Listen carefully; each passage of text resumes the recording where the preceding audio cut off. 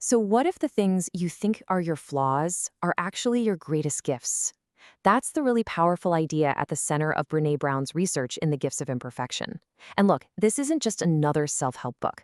Think of it as a guide to what she calls wholehearted living, a life where you feel worthy right now, just as you are. This sentence right here, this is pretty much the heart of the whole thing. It's both a challenge and, an invitation. It's asking us to shed that heavy armor of expectations and finally experience the freedom of just being our real, authentic selves. Think of this as our roadmap. We're starting in a place that, let's be honest, many of us know all too well. That land of perfectionism, of hustling, of feeling like we're just never quite enough. But our destination? That's a life built on courage, compassion, and a real sense of belonging. So, what exactly is this supposed to life? You know what I'm talking about, right? It's the life that feels like it's dictated by everyone else's rules and expectations. It's this constant hustle for approval that can leave us feeling totally disconnected from who we actually are inside. This whole idea started with data. Brene Brown, who's a researcher, was just buried in thousands of stories about shame and vulnerability. And in all that data, she started to see something, a pattern. There was this one group of people who were just living and loving in a totally different way. They weren't perfect, not at all, but they were so joyful and engaged with life. She ended up giving them a name, the wholehearted.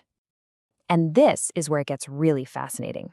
She basically put together two lists. On the left, you've got the stuff the wholehearted people practice: authenticity, self-compassion, even play. And on the right, well, that's everything that gets in the way: perfectionism, numbing our feelings, total exhaustion. And as she was staring at these two lists side by side, she had this shocking realization.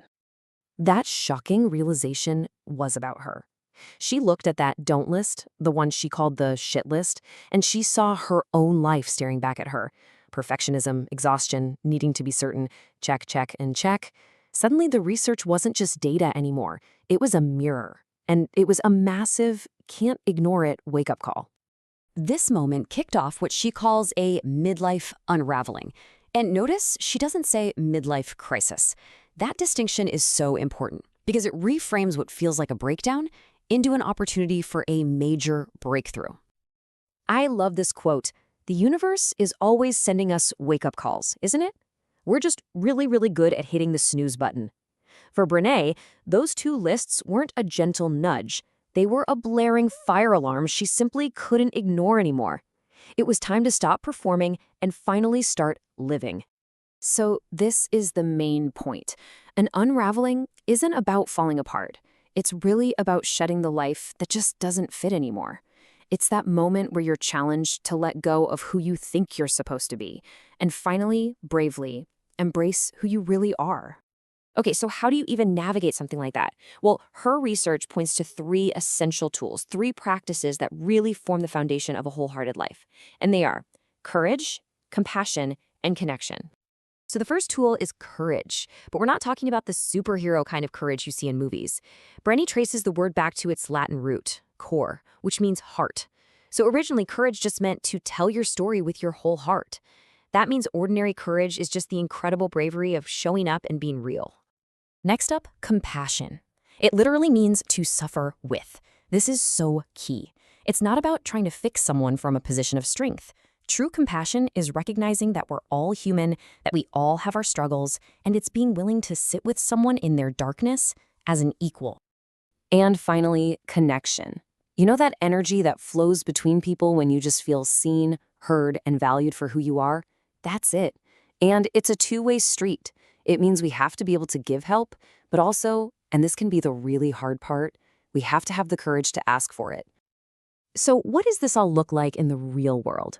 Brene tells this powerful story about what she calls a shame storm. She had this disastrous speaking gig, felt completely humiliated, and just found herself spiraling. And it's right there, in the middle of that storm, that the practice really begins. The first act of courage when you're in a shame storm is to reach out. But who you call is absolutely critical. This list here shows you who to avoid. The friend who feels sorry for you, the one who tries to fix it, the one who judges. You don't need sympathy, that whole, oh, you poor thing stuff. You need empathy. You need someone who can connect with that feeling and just say, I get it. I've been there too. You're not alone. When you start practicing these tools, you eventually run smack into the biggest obstacle of all, the myth that we have to be perfect to be worthy of love and belonging. And getting past that, well, it requires a fundamental shift in how we think about ourselves. This all led Brene to the central question of her entire research. What is the one thing that separates people who feel a deep sense of love and belonging from the people who are always struggling for it? What's the secret sauce? And the answer? It was so simple, but so profound. It wasn't about what they did. It was about what they believed. The single separating factor was a deep, fundamental belief in their own worthiness. They just believed they were worthy of love and belonging, exactly as they were. And this is the absolute core message. Worthiness doesn't have prerequisites. It's not something you earn after you lose the weight or if you get the promotion. No, you are worthy of love and belonging right now, as is, full stop. This belief in our own worthiness is what lets us move from just fitting in to finding true belonging. And the difference is everything. Fitting in is about changing who you are to be accepted, but true belonging, that's about being accepted for who you are. One is a performance, the other is freedom.